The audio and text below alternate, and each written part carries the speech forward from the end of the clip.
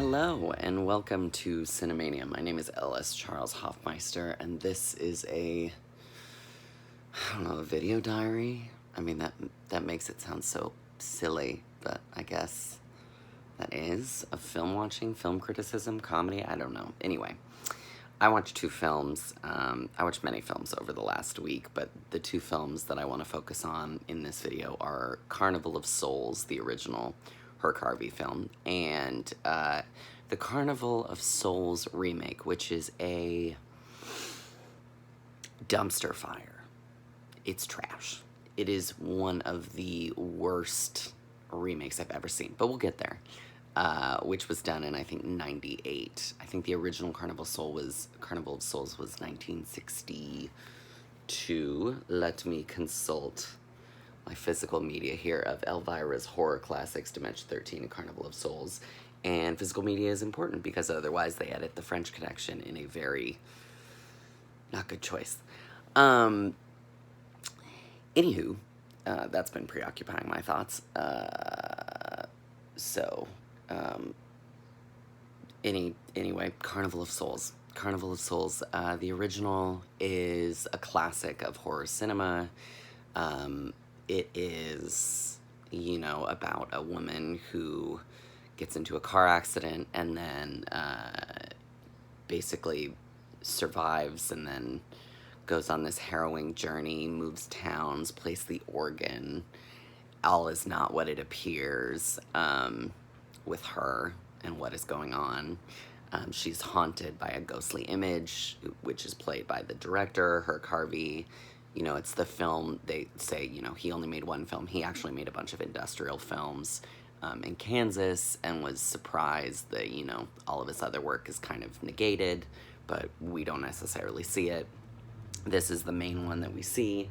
And yeah, Carnival of Souls, the original, I think it's a very important piece of cinema, especially horror cinema, and it's very ethereal and interesting and strange, and the titles are cool, and the lead performance is interesting. But it's also a weird film.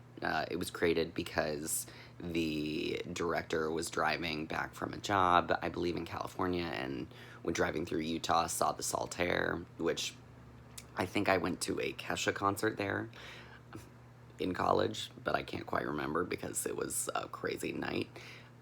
And basically was moved by how strange and weird the Saltaire ballroom circuit. Did it used to be a circus? Maybe it used to be a circus. I don't know. Anyway, we're going into show week next week, so my brain's a little jumbled. But and if you're in New York, come see Art and Money. It'll be great on the 12th, 14th, and 17th. Anywho, so the original Carnival Souls, it's important to watch. If you can, and you've already seen it before, I'd suggest watching the Elvira version or the Riff Tracks version because they're very funny. But if you've never seen it before, you should probably see it straight through if you're a big film aficionado.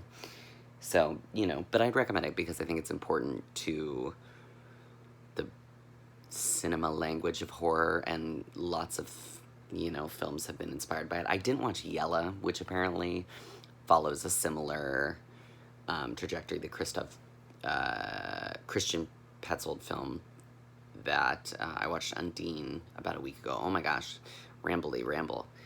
This is a late stage ramble. So let's talk about the remake. It's garbage. It is hot garbage. It was one of those horror films that is like Wes Craven Presents, and the original star of the original Carnival of Souls basically was offered a cameo and was like, no, and then she saw it and was like, it's an abomination.